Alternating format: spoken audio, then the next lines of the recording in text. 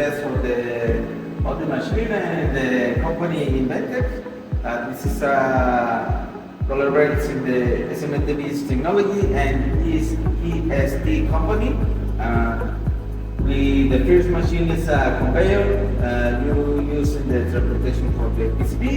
Next is a conformal automatic applicator, the conformal.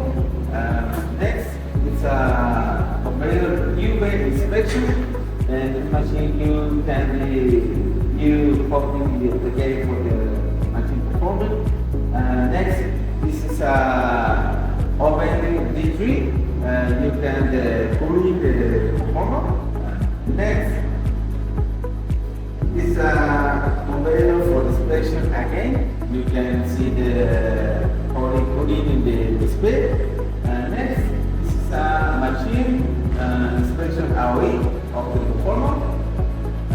Next, you finish with the conveyor. And then this is all the machines of the collaboration, the SMT and I.C.T company, the Continental. That's it.